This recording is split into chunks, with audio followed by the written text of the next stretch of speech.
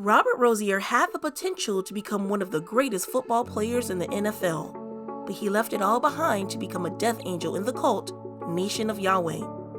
As a death angel, he would take the lives of 7 people for his leader, Yahweh ben Yahweh.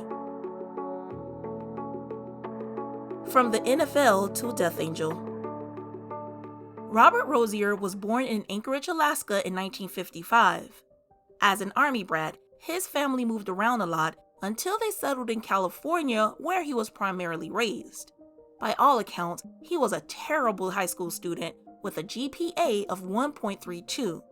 And while he wasn't book smart, he was everything a college football team wanted. At 6'4" and 240 pounds, he had a 10-foot vertical leap, could run 40 yards in 4.7 seconds, and benched press 375 pounds. Rozier was a football star in the making. But there was a problem. He never graduated high school, and once colleges saw that, they dropped him like a hot potato. Despite this, he was accepted to Grays Harbor College. There was clearly fraud afoot because he attended for 1 semester before he mysteriously transferred to the University of California, Berkeley.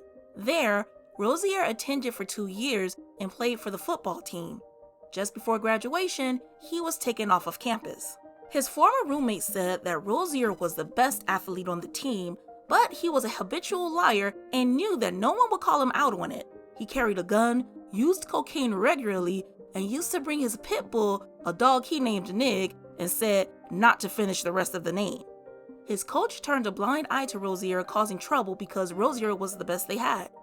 When Rozier took Afro-American studies, he became fixated on the idea that black athletes were getting shortchanged by a system that only wanted to make use of their bodies. He wanted black people to boycott the 1976 Olympics because he felt that black men fell into a trap when they played for white owners. However, his new beliefs didn't stop him from playing for Berkeley. Rozier succeeded in his ultimate goal of being drafted. He was the 9th pick for the St. Louis Cardinals, now the Arizona Cardinals, in 1979, but only played in 6 games. He ended up getting dropped by the Cardinals after he was suspected of stealing. He then played for the Canadian team, the Hamilton Tiger Cats, but he wasn't just interested in playing. He was more interested in scamming. He stole his friends' identities to get bank loans, wrote fake checks, and purchased items by billing them to the Tiger Cats. All of this was coming from a person that portrayed himself to be very religious, to the point that he would get upset when his teammates didn't say grace during team dinners. By the time he left Canada, he had 32 warrants for fraud against him. Rozier dodged the Mounties and went back to California, where he played for the Oakland Raiders. The Raiders had a reputation for taking in the bad boys as long as they could play. This isn't even the Raiders' only serial killer. If you want to learn about their other serial killer, Anthony Smith, check out our NFL serial killer video. The link will be in the description. Rozier played for the Raiders for only 2 weeks before he simply left California without telling anyone.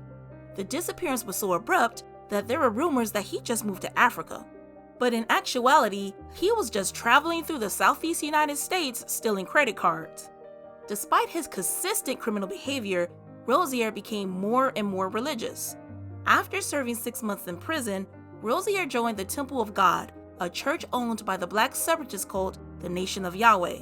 Rozier became a fervent believer quickly, and it didn't take long for him to give all of his earthly possessions to the cult and move into their compound in Liberty City, Florida. He soon changed his name and was no longer Robert Rozier. He was now Brother Nariah Israel, which means child of God. The Nation of Yahweh was a black separatist group that believed that white people were evil and had to be eliminated. Founded in Miami, Florida in 1979 by Hewlin Mitchell Jr., a self-proclaimed black messiah. Mitchell joined in with the local black Hebrew Israelite group and began calling himself Yahweh ben Yahweh. Yahweh taught that all 12 apostles were black, that whites were the devil, and that all blacks were a part of the lost tribe of Israel. At its height in the 80s, the cult had over 12,000 members and was praised for revitalizing blighted Miami neighborhoods. They opened and ran several businesses, including a brewery, a food distribution center, and a housing agency. The Nation of Yahweh also taught traditional Christian values as well as encouraged children to stay away from drugs. The charismatic leader was even given the key to the city in 1987 and had his own local holiday Yahweh ben Yahweh Day. But what the public didn't know was the sinister side of the Nation of Yahweh. The group wasn't just spreading the word of God, they regularly used violence to get what they wanted. Yahweh created his own personal bodyguards called the Circle of 10. In addition to the Circle of 10 was the Brotherhood. The Brotherhood, also known as Death Angels, carried out Yahweh's violent commands that included bombings, arson, and murder. In order to become a member, a hopeful would have to kill a white person and bring back a body part like a finger or ear in order to prove the kill. To Yahweh, Robert Rozier was the perfect recruit for the Death Angels because he was tall, strong, and intimidating. And a little thing like murder wasn't a deterrent for Rozier. He wanted to be a Death Angel. In April 1986, Rozier followed a drunk white man to his apartment and killed him and his roommates with a 6-inch knife. Then on September 5th, Rozier and another Brotherhood member killed a 61-year-old white man named Raymond Kelly that parked behind a bar. Once the man was dead, his ears were cut off. And then they went back to Yahweh to report and showed him the ears as proof. It didn't take Rozier long to strike again when on September 20th, he and 3 other men killed 45-year-old Cecil Branch after he pushed a female devotee because they were outside of his home asking for donations. On Halloween, Rozier killed 37-year-old Rudy Broussard and 28-year-old Anthony Brown, who were both black. Yahweh wanted them dead because they were tenants who vocally opposed Yahweh taking over an Opalaka apartment complex. While some believe that Rozier was brainwashed to murder all of those people, that excuse didn't explain his 7th and last murder. Rozier admitted to killing a panhandler that annoyed him. The panhandler asked him repeatedly for money and cigarettes, and Rozier killed him and threw him in a canal. In November 1986, Robert Rozier was charged with the murders of Anthony Brown and Rudy Broussard, and at first, Yahweh ben Yahweh paid for Rozier's defense. Yahweh said that Rozier was framed and that they would fight for his freedom. But what Yahweh didn't know was that the police were building a case around him. The cult came to the FBI's attention after 2 firebombings in May of 1986. Outside of Robert Rozier's murders, there were 7 additional murders and 2 firebombings linked to the cult. In 1987, Yahweh released a statement that said they would no longer be helping Rozier with his defense. Yahweh alleged that Rozier was trying to blackmail him and that Rozier would be excommunicated and erased from the Yahweh Book of Life. Yahweh claimed that Rozier told him that the state offered him a deal and that they wanted a bigger fish to fry. While Rozier was arrested for the murders, the Nation of Yahweh had also been charged with conspiracy for the Halloween shootings. The prosecutor denied that they offered a deal, but that was a lie. The state actually did offer Rozier a deal to be their star witness against the cult. The case finally went to trial on January 2nd, 1992. Yahweh ben Yahweh and several members of the cult went to trial. Rozier testified on all of them, detailing the inner workings of the cult as well as their criminal activities. In exchange for his testimony, he was given a 22-year prison sentence.